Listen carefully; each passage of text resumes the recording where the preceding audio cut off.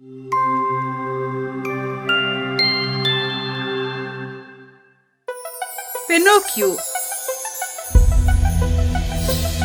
کلونه وړاندې په یو وړوکي ښار کې یو سړی اوسېدو چې ماشومانو ته یې د لوبو شیان جوړول.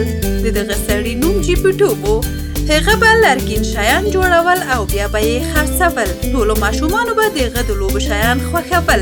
جیپیټو همیشه غوښتل چې خپل ماشومان ولري. نن به زه یو ښکلی لرګین هلک جوړ کړم او هغه به د خپل زوی په شان ساتم. جیپیټو ځنګل ته ولاړ چې یو مناسب لرګی پیدا کړي او هغه یو مناسب لرګی وموند. آها، دا زما د کار لپاره تر ټولو مناسب لرګی دی.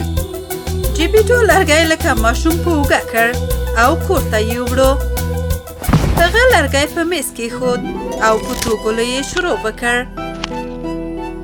لومړی یې د هغه سر جوړ کړ، بیا یې تنه او بیا یې پښې ورته جوړې کړې او جیپیټو ښکلی هلک جوړ کړ.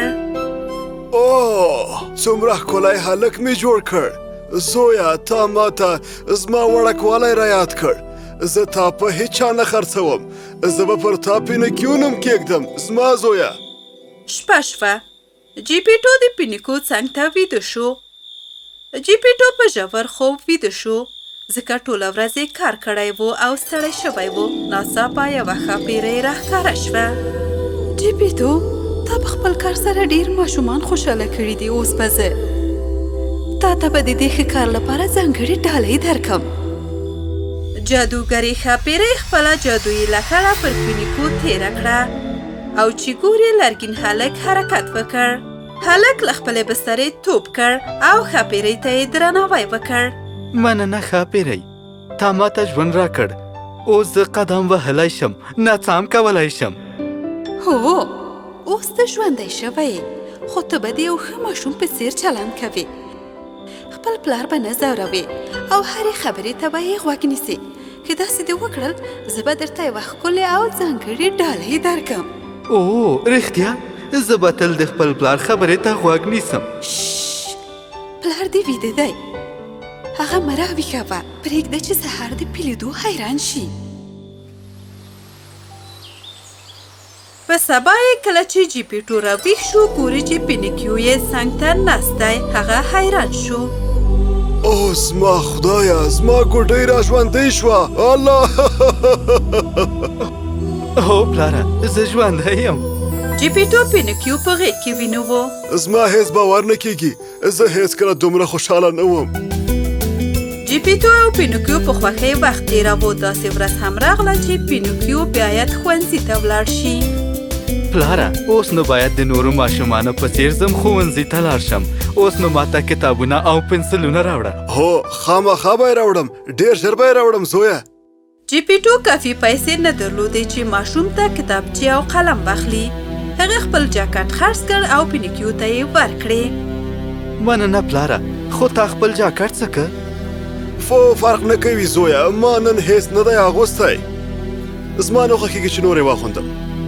بس زه غواړم چې همداسې اوسم ستا لپاره زوی جانه. مننه پلاره، د خدای په امان، بیا ګورو. پینوکیو ډېر په خوښۍ ښوونځي ته روان شو. ټولو دوکانونو او مارکیټونو ته یې کتل. ناڅاپه یې یو ځای ولید چې ډېر کسان راټول شوي دي. پینوکیو ځان په ډېره سخته حال ته ورسول چې ځان خبر کړي.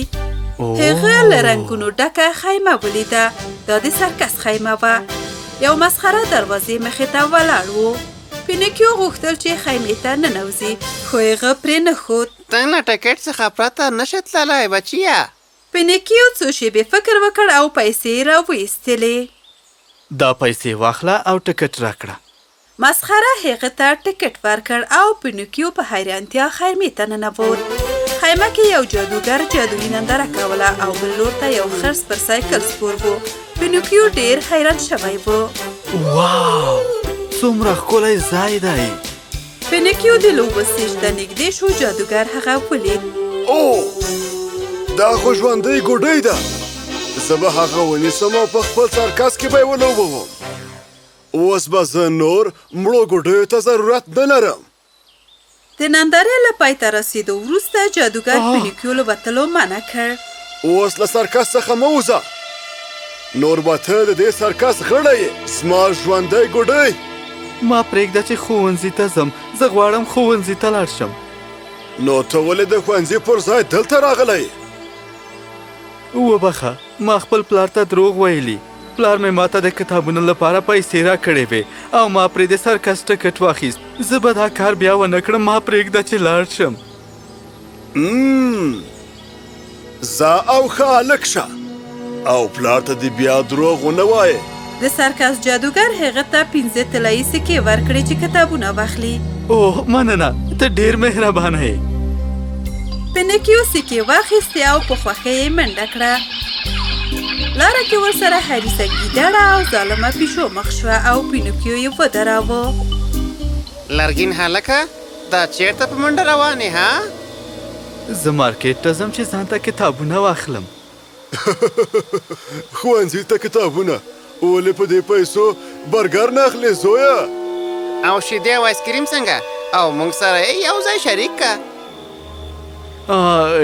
خو ما سره دومره پیسې نشته. دا هلک ډېر احمق ښکاري. موږ به ترې غلا وکړو. ته تشه لیونی یې.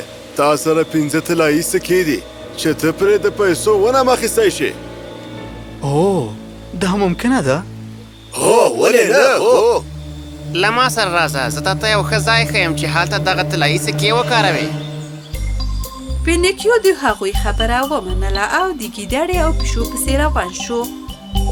له څو شیبو وروسته هغوی یو فرم ته ورسېدل. زه ګمان کوم چې دا ډېر ښه ځای دی. پینیکیو یوه کوچنۍ کنده وکیښله. هغه ټولې سکې کنده کې واچولې او له خاورو یې ډکه کړه. اوس به دا ونه غټه شي او زه به ځان ته پې کتابونه واخلم او پلار ته به مې جاکټ هم واخلم. زه به تاسې ته برګر او شودې او پیروی هم واخلم. احمقه، ځه ولاړ شه. دا زما سکې دي. میاو میاو. پینیکیو په ډار سره شاته او کنده کې وغورځېد. پیشو مرسته وکړئ، ما سره مرسته وکړئ. پینیکیو ته دا دام ګیدړې ایښی و. ته اوس ګمان کوې چې زه دلته راغلی یم تا سره مرسته وکړم؟ احمقه. پیشو او ګیدړې له کندې سکې راویستې او پینیکیو هلته یوازې پاتې شو. دا ما څه وکړل؟ ما په غلطو کسانو باور وکړ. ما د خپل پلار خبره وانه ورېده او ګیدړې او پیشو دوکه راکړه. زه د دې هر څه لایق یم. یو ناڅاپه ښاپیرۍ راښکاره شوه. څه وشول پینیکیو؟ ته څنګه دلته وغورځېدې؟ زه تلم چې ښوونځي ته کتابونه واخلم او 2 ظالم حیوانات راغله او زه یې دې کندې ته وغورځولم او بیا یې راسکه طلایي سکې واخیستې. د هغه پوزه له دې خبرې سره اوږده شوه. دا زما په پوزه څه وشول؟ دا ولې دومره اوږدېږي؟ دا ځکه چې تا دروغ وویل.